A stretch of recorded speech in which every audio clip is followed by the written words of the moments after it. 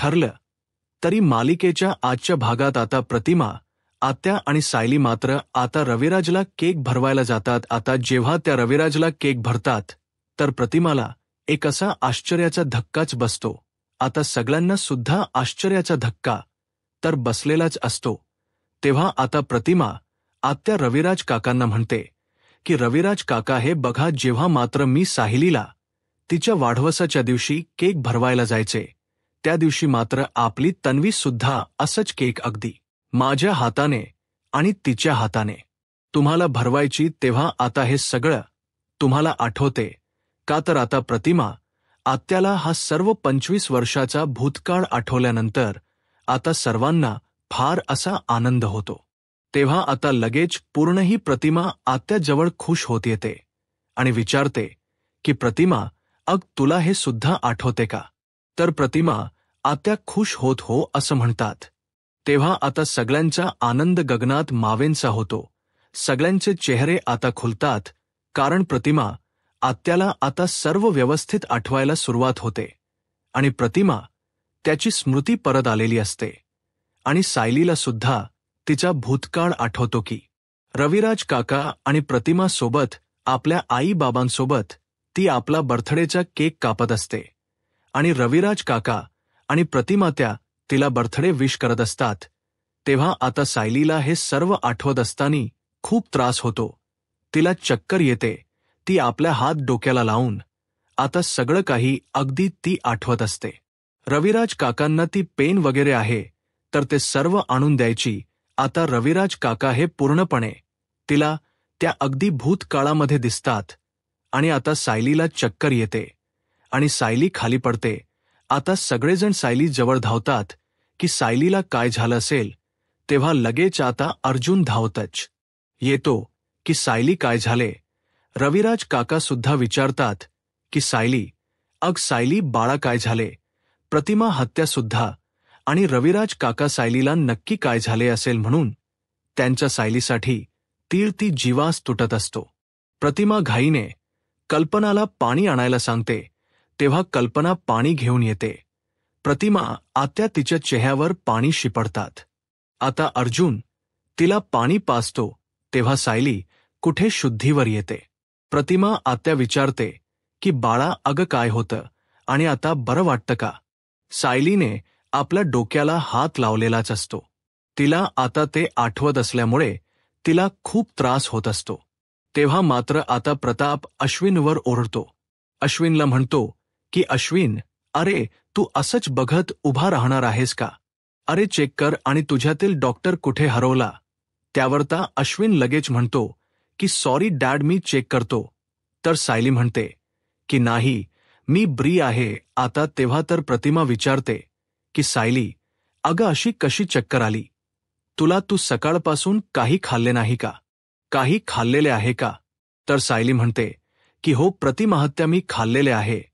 तर मला खरंच काही कळाले नाही, कारण अगदी गरगरायला सुरुवात झाली. परंतु अचानक मला अधूनमधून असं होत असतं. तुम्ही नका इतकी काळजी करू. तेव्हा मात्र अर्जुन म्हणतो की हे बघ सायली, तू प्रत्येक गोष्टीचा इतका विचार करत जाऊ नकोस, तुला त्याचा त्रास होतो. सायली म्हणते की नाही अर्जुन सर. तर अस्मिता म्हणते की हे बघ सायली, चल मी तुला तुझ्या रूममध्ये सोडते आणि तुला व्यवस्थित बरं वाटेल, तू आराम कर. त्यावरता सायली अस्मिताला सुद्धा म्हणते की हो प्रस्मिता ताई, आता मी पूर्ण ब्री आहे. तेव्हा आता प्रिया लगेच सायलीला बोलायला सुरुवात करते.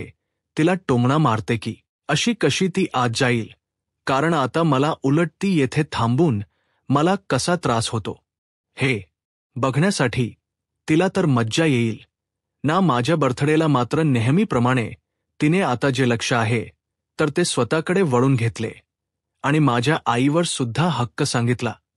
त्यामुळे आता मात्र सायलीला कसं वाटत असेल, आता एकदम असं खुश वाटत असेल. प्रतिमा आता अगदी रागाने तन्वीकडे पाहत असतात तर लगेच पूर्णाही म्हणतात की तन्वी, सायलीला बरं वाटत नाही आणि हे सर्व बोलताने तुला काहीच वाटत नाही का? त्यावर आता लगेच प्रिया म्हणते की हो, हिची ही सर्व नाटक आहे. तर कारण अगदी आईला लहानपणीच्या आठवणी सांगू नये यासाठी इच हे सर्व नाटक सुरू आहे तर आणि अगदी हसून प्रतिमातेला विचारते की आई, तुला आठवते का आपला ॲक्सिडेंट अगदी होण्या अगोदर आपण माझा बर्थडे किती अगदी आनंदाने साजरा करायचो, असाच केक तू मला भरवायची आणि त्यानंतर आपण हा तुकडा बाबांना भरवायचो. आठवते का आई तुला? आणि मग आपण बाहेर जेवायला जायचो. तेव्हा आता हे अगदी चुकीच बोललेले असते, कारण आता कल्पना म्हणते की तन्वी, तुझ्या प्रत्येक वाढदिवसाला प्रतिमा तिच्या स्वतःने हाताने तुझ्या आवडीच जेवण ही घरीच बनवायची. तेव्हा लगेच आता प्रियाही म्हणते की बाहेर जेवायला नाही, बाहेर ड्रायव्हिंगसाठी जायचो. पण आता मात्र माझी आई माझ्याकडे साधं बघत सुद्धा नाही.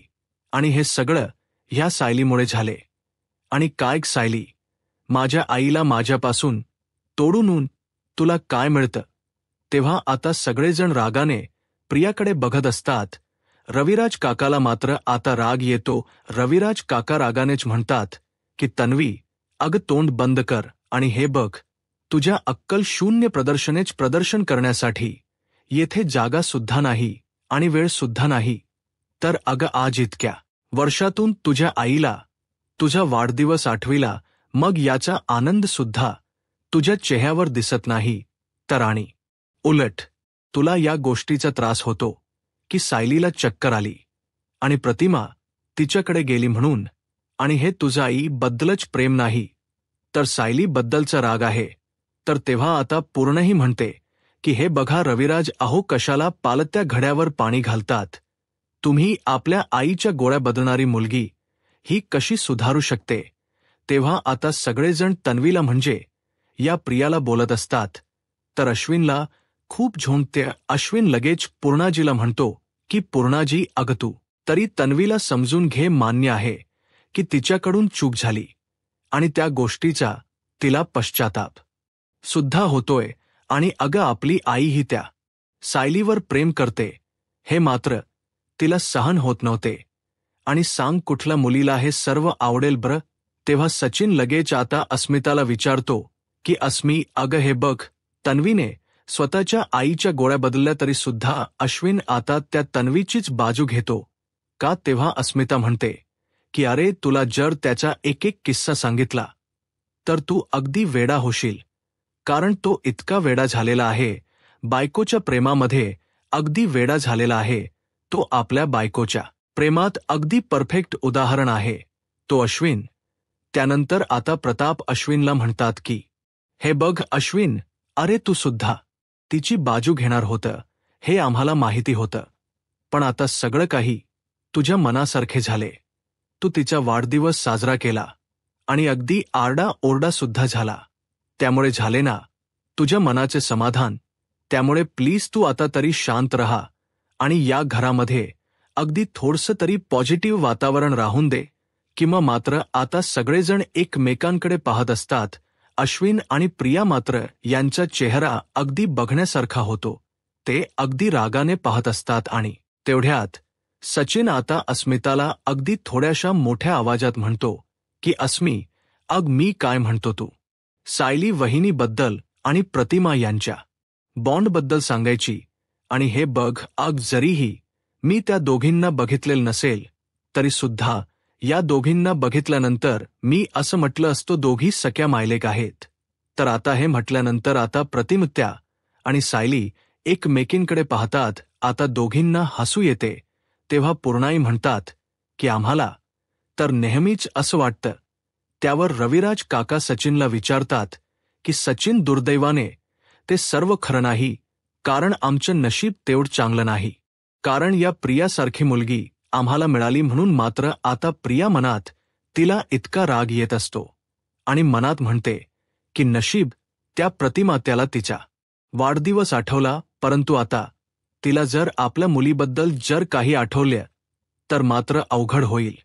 आणि त्या दिवशी मात्र तन्वी म्हणून माझा शेवटचा दिवस असेल तर. आणि त्यात म्हणजे माझे ते दळभद्री आईवडील आहेत ना, तर ते सुद्धा इथे ठाय मांडून बसलेले आहेत.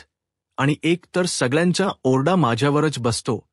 तर लगेच अश्विन आता तन्वीला म्हणतो की सॉरी तन्वी, रिअली सॉरी, माझंच हट्ट होता की तुझा वाढदिवस येते सगळ्यांच्या समोर घरी साजरा करायचा म्हणून. अगं मला हेच वाटलं होतं की आजच्या दिवस तरी या घरातील लोक अगदी तुझ्याशी छान वागतील म्हणून. बरं, काही हरकत नाही. असो, चल आता आपण दोघे आपल्या रूममध्ये जाऊयात आणि नंतर आपण छान असं बाहेर जेवायला जाऊयात, कारण तू कितीही काही केले तरी सुद्धा या लोकांना तुझी किंमत नाही येणार आणि ह्या अशा माणसामध्ये मला आता नाही थांबायचं असे बोलून आता तो तन्वीच्या हाताला धरतो आणि त्या तन्वीला म्हणजे प्रियालाला तेथून रूममध्ये घेऊन जातो. आता सर्वजण हे पाहत असतात. सायली आता रविराज काका आणि प्रतिमा आत्या यांना शांत राहायला सांगते आणि अर्जुनला सुद्धा. तेव्हा आता सगळेजण पाहत असतात. अश्विन आपल्या बायकोची किती बाजू घेतो आणि तिच्या किती पुढे पुढे करतो हे स्पष्ट आता ह्या वेडा झालेल्या अश्विनच्या वागण्यावरून आता आपल्या लक्षात येते. तर त्यानंतर आता महिप्त आपल्या गुंडावर ओरडत असतो आणि म्हणतो की टायमावर वसुली झाली पाहिजेल, हे तुम्हाला कळत नाही का? किती वेळेस सांगायचं तुम्हाला, जो कोणी पैसे देत नसेल तर त्याला उचलून आणा आणि त्याला चांगलं सुजवा, म्हणजे सुजलेला नवरा बघून त्याची बायको आहे ना ती बरोबर आपल्याला पैसे देईल. तर त्यामुळे आता तुम्ही जाऊ शकतो. आता ते दोघेही निघून जातात. तर आता तेवढ्यात नागराजचा फोन येतो. आता अण्णा हा फोन उचलतो आणि बोला नागराज सेठ बोला, काय सांगतात? आता ह्या अण्णाला धक्का बसतो, कारण आता प्रतिमाला तिच्या पोरीचा भूतकाळ आठवला. हे नागराज मात्र जेव्हा अण्णा म्हणतो तर अण्णा म्हणतात की काय सांगतात, मग तुम्ही तेथे काय करत होते? की तिच्या बर्थडेचा केक खात होते का? तेव्हा नागराज म्हणतो की मी तेथे नव्हतो. तर आता अण्णा म्हणतो की अशा वेळेस मात्र उलथत असतात नागराज सेठ. आणि हे बघा, त्या बाईला मात्र हे सर्व आठवण नाही चालणार, कारण तीच थो होबड आहे. तर ते लाकडाने मी जाळलेलं होतं. तेव्हा नागराज म्हणतो की तिला मारायचं का? तर महिप्त म्हणतो की नाही, तिला आता सगळ्यांच्या समोर असं मारता येणार नाही, नाहीतर आता सगळ्यांच्या लक्षात आपण येऊ म्हणून. आणि हे बघा, जर आपल्याला तशी गरज वाटली तर आपण तिला ढगामध्ये पाठवू, म्हणजे तिला मारून टाकू, परंतु त्या अगोदर ती चिचुंद्री आहे ना, त्या तिच्याकडे लक्ष ठेवा. हे बघा, त्या अर्ध्या मेंदूच्या त्या प्रतिमाकडे लक्ष ठेवण्यापेक्षा ती डबल मेंदूची आहे ना ती बबली, तर तिच्यावर जास्त लक्ष ठेवा. आणि हे बघा, प्रतिमाला सगळं काही आठवतं, हे तुम्हाला मात्र त्या बबलीनेच घाबरवलेलं आहे. तर त्यामुळे तुम्ही तिच्यावर जास्त लक्ष ठेवा आणि त्या प्रतिमाच काय करायचं आहे हे आपण बघूयात. आणि त्या बबलीचा काही लॅपटॉप वगैरे तुम्ही मिळवणार होते, त्याचं काय झालं?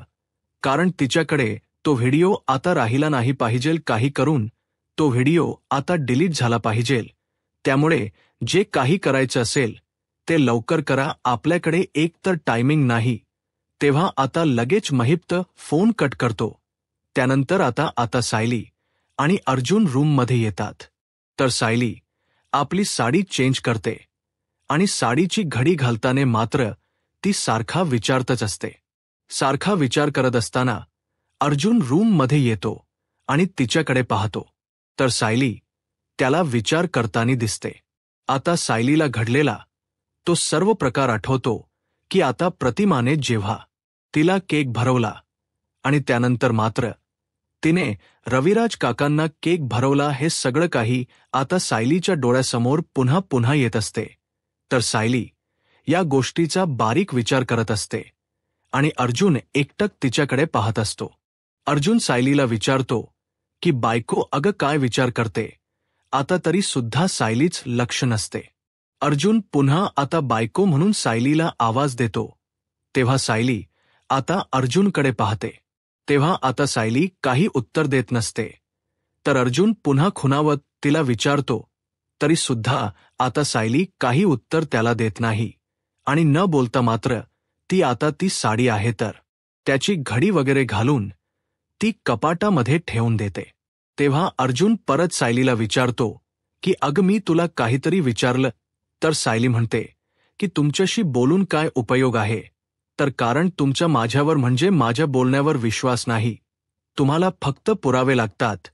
त्यावर आता अर्जुन समजून घेतो. अर्जुन म्हणतो की अच्छा, म्हणजे आत्ता सुद्धा तू तुझ्या आईबाबांचाच विचार करते. तर त्यावर आता सायली म्हणते की नाही, तर प्रतिमा आत्याचा विचार करत होते. आणि आज मात्र बर्थडेच्या वेळीस जे काही घडलं ते तुम्हाला बघितलंच असेल आणि तुम्हाला ते आठवत नाही का? तर जे काही घडले तर त्या गोष्टीचा मी विचार करते प्रतिभा. त्याला आता तन्वीचे लहानपणीची जी गोष्ट आहे तर ती माझ्याबरोबर करावीशी वाटली. तेव्हा आता अर्जुन आता खुश होत म्हणतो की हे बघ सायली, ते तर आहे, कारणच्या दोघींचा बॉन्ड मात्र किती स्ट्रॉंग आहे हे सुद्धा आम्हाला माहिती आहे. तेव्हा आता सायली म्हणते की हे बघा अर्जुन सर, तुम्हाला जे काही बोलायचं असेल ते बोलून द्या, तोपर्यंत मात्र तुम्ही काहीच बोलायचं नाही. अर्जुन लगेच आता हाताचे घडी घालतो आणि आपल्या तोंडावर बोट ठेवतो. सायलीला फार आता हसायला येते. तेव्हा आता सायली म्हणते की हे बघा अर्जुन सर, तुम्ही ज्या गोष्टीला बॉन्ड म्हणतात तर त्याला मी अगदी माझ्या मनातील एक प्रेमळ नातं मानते. आणि जे नातं फक्त आपल्या आई बरोबर, प्रतिमा हत्याबरोबर आणि पूर्णा आजी बरोबर, आणि मी आपल्या घरी येण्या अगोदर मात्र रविराज काका आणि प्रतिमा या प्रतिमांना तर नाही, परंतु रविराज काकांना भेटले होते. तर तेव्हा मात्र आता सायली आणि रविराज काका यांची पहिली भेट मंदिरात झालेली असते आणि त्यांनी सायलीच्या डोक्यावर हात ठेवून सायलीला आशीर्वाद दिलेला असतो. हे क्षण मात्र सायलीला अगदी आठवतात, जेव्हा आता रविराज काका मला पहिल्यांदा भेटले होते आणि त्यांनी माझ्या डोक्यावर ठेवून आशीर्वाद दिला होता. त्यावेळेस मात्र मला काय वाटले हे मी शब्दात नाही सांगू शकत. परंतु आता मात्र मी माझे जन्मदाते ज्यांना मानत आहे, जे आईवडील माझे आईवडील बनून या घरामध्ये आले, त्यांच्याबद्दल मला कोणतेही गोष्टी आणि कोणतेही प्रेम नाही जाणवत. असं का होत असेल? आता सायली मात्र अर्जुनला हा प्रश्न विचारते. अर्जुनच मात्र अजूनपर्यंत तोंडावर बोट असते. सायली पाहते अर्जुन सर का उत्तर देत नसतील. तेव्हा आता सायलीच्या लक्षात येते. सायली म्हणते की हे बघा अर्जुन सर, माझं बोलणं झालेलं आहे. तर तेव्हा आता अर्जुन तोंडावर बोट काही काढत नाही आणि म्हणतो की हे बघा मिल्ड, मला बोलण्याची परमिशन हवी आहे, तर मिळेल का? तेव्हा आता सायली चिडते. सायली म्हणते की झाली ना मस्करी सुरू, मी तर काही बोलणार नाही म्हणून रागाने ती अगदी तावताव झोपायला जाते. तर अर्जुन आता तिचा हात धरतो आणि नाही, अग सायली नाही, मी बोलतो, आणि तिला अगदी खाली बसवतो आणि म्हणतो की रिलॅक्स, जरा शांत हो, आणि म्हणतो की हे बघ बायको, मला तुझ्या फिलिंग्स आहेत ना, ते कळतात. अगं, तुझे आई बाबा हे आत्ताच भेटलेत आणि यासोबत थोडंसं कनेक्शन व्हायला अगदी थोडासा वेळ तर लागेलच, कारण तुला त्यांना समजून घ्यायला, अगदी तू त्यांचीच मुलगी आहे हे त्यांना सिद्ध करायला थोडासा वेळ तर लागेलच. आणि त्यात म्हणजे ते थोडेसे विचित्र आहे, थोडेसे लाऊड सुद्धा आहे. तर त्यामुळे हे पग सायली, अग तुला थोडासा वेळ लागेल कनेक्शन फील होण्यासाठी. त्यावर सायली विचारते की हे बघा, जरीही मला त्यांच्याशी मॅच करून घ्यायला वेळ लागत असेल, परंतु त्यांचे विचार, त्यांचं बोलणं, त्यांची राहणीमान ही कोणतीही गोष्ट माझ्याशी कोणत्याही गोष्टीची मॅच का होत नाही. तर त्यावर आता लगेच अर्जुन सायलीला समजावतो की हे पग, अग सायली, मुलं ही कधी आई बाबांसारखी नसतात. अगं तन्वीचंच उदाहरण घे, ती आहे का तिच्या आई बाबांसारखी? अगदी त्यांच्या विरुद्ध आहे. ती ऑफिट. आणि हे पग सायली, अगं तुझ्यावर लोखंड्यांची नाही तर मधूनचे संस्कार झालेले आहे, म्हणून तू अशी संस्कारी आहे. तर आणि म्हणून तू त्यांच्यापेक्षा वेगळी आहे. तर सायली चिडते. सायली म्हणते की हे बघा, तुम्हाला कितीही काही सांगायचं झालं तरी सुद्धा मी जे काही सांगते ते तुम्हाला नाही पटत, त्यामुळे माझ्याशी तुम्ही बोलू नका. तर तेव्हा आता सायली रागाने आपलं बेडशीट वगैरे घेते आणि अंगावर घेऊन ती आता रागाने झोपते. यार जून तिची मनोणी करत असतो की हे बघ अगं सायली, तू चिडू नको का चिडतेस इतकी? अग शांत हो जरा. अगं तू चिडू नकोस बरं बायको, अग रागून झोपायचं नसतं म्हणून तो बायको म्हणून सायलीला आता आवाज देत असतो. तेव्हा आता सायली ऐकायला तयारच नसते.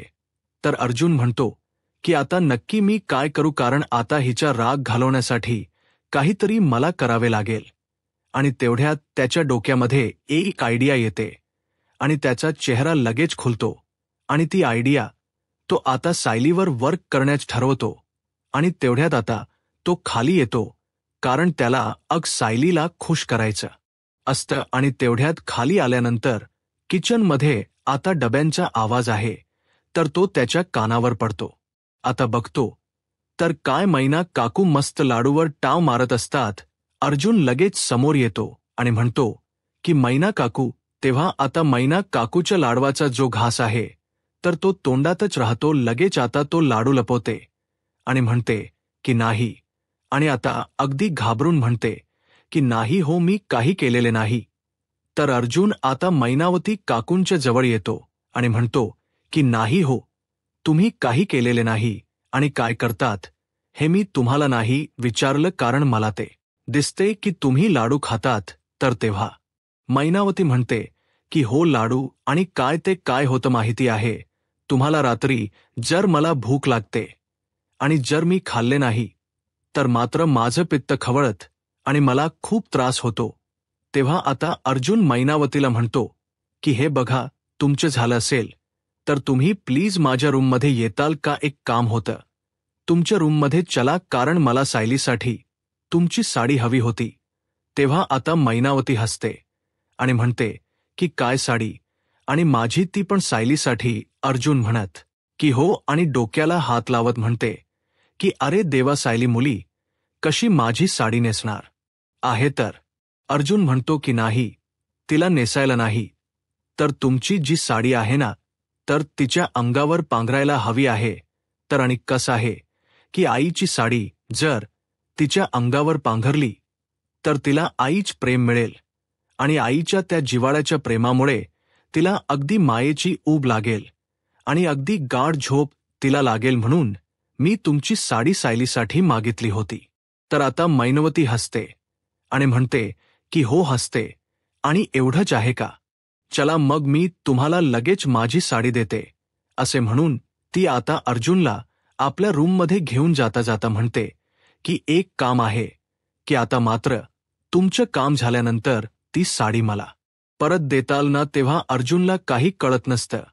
तर मैनावती पुन्हा विचारते की तुमचं काम झाल्यानंतर ती साडी परत देताल ना.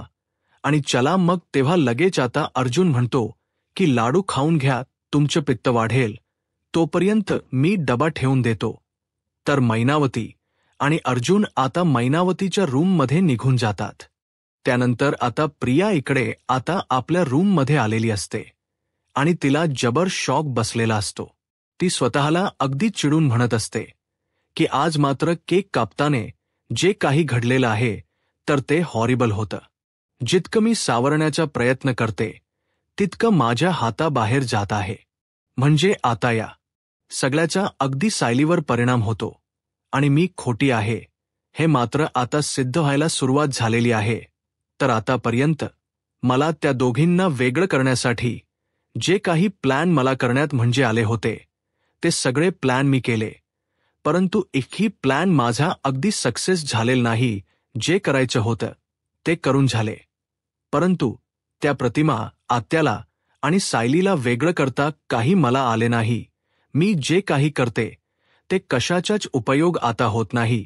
तर म्हणून नक्की आता यापुढे काय करायचं याचा आता प्रिया अगदी रागातच विचार करत असते.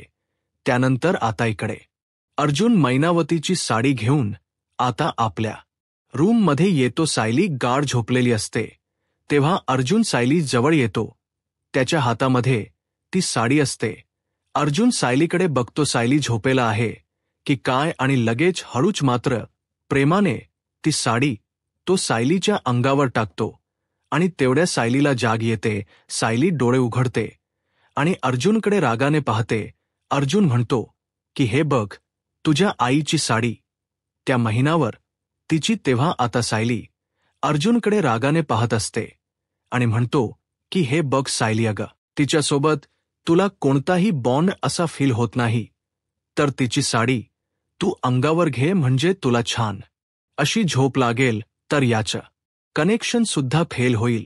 तर सायलीला हसू येते. सायली म्हणते की आपल्या बायकोचे विचार पटत नसताना सुद्धा तिच्यासाठी एवढं करणारा नवरा फक्त माझाच आहे, आणि झोपते. हा तर अर्जुन हसून म्हणते की हो नक्की आरामात, अगदी आरामात झोपतो. आणि सायली मात्र अगदी रागाने ती साडी आपल्या अंगावर घेते आणि झोपते. तर अर्जुनला खूप छान वाटतं. तो मनात म्हणत असतो की आय होप, मी तुला सांगतो की सायली लवकरच तुला क्लॅरिटी येईल. तुला बायको त्या लोखंडाशी तुझं काय नात आहे, आणि तुला काही जरी वाटत असेल तरी सुद्धा या शोधात मी तुझ्या सोबतच असेल. I love you so much. बायको असे बोलून तो आता प्रेमाने सायलीच्या जे डोक्यावर हात अगदी फिरवत असतो, म्हणजे थापडतो. तर सायली आता छान अशी झोपे गेलेली असते. अर्जुनला खूप छान वाटतं. तर मित्रांनो, शेवटी हा भाग येथे संपतो. दुसऱ्या दिवशी आता सायली उठते आणि तयार होते आणि विचार करत असते, मैनावती आणि सदाशिव यांची जर केस असती तर यांनी काय केलं असतं, आणि आता ह्या केसच्या सगळ्या बाजूने विचार करायला हवा. कुठलीही खून अगदी सोडायला नको, कारण कुठलाही अगदी एक जो काही धागा आहे, क्लू आहे, तर आपल्याला शेवटच्या सत्यापर्यंत घेऊन जाऊ शकतो. आणि हे आपल्याला अगोदर माहिती नसतं. त्यासाठी मात्र आता सायलीच्या डोक्यात एक प्लॅन येतो, कारण ती आता मैनावती आणि सदाशिव यांच्या घरी जाऊन काहीतरी शोधण्याचा प्रयत्न करणार असते. म्हणून ती आता मैनावती आणि आता या सदाशिवच्या रूममध्ये येते आणि त्यांच्या घराच्या नोकीत चाव्या कोणत्या आहे हे चावे ती शोधत असते.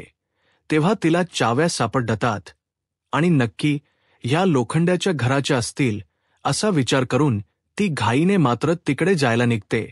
परंतु आता येत असताना मात्र तिच्या पायाला एक जोराची ठेस लागते, कारण ऑलरेडी आता समोर तिथे प्रिया आलेली असते. आणि आता सायली काहीतरी घ्यायला खाली वागते, तर प्रिया डोकाहून मात्र सायलीकडे पाहत असते. त्यानंतर मात्र आता अर्जुन हा सचिनला सोडण्यासाठी एअरपोर्टवर त्याच्या गाडीतून घेऊन येत असतो. आणि समोर आता साक्षीची गाडी उभी असते, कारण साक्षीला सुद्धा आता सचिनला एअरपोर्टवर सोडायचं असतो, म्हणून ती त्याची वाट पाहत असते. तर अर्जुन आता तेथे आलेला असतो. तर सचिन आता साक्षीला पाहतो आणि अर्जुनला म्हणतो की अर्जुन, अरे मला इथे सोड, मी इथून जाईल, कॅबने जातो.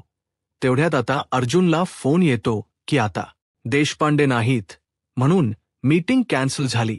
म्हणून आता अर्जुन सचिनला पुन्हा एअरपोर्टवर आता सोडण्याच ठरवतो.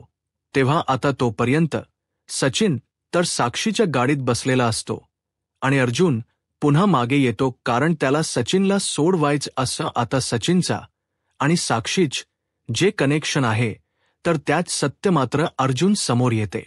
यूट्यूब चॅनलला सबस्क्राईब करा आणि व्हिडिओ लाईक करा. धन्यवाद.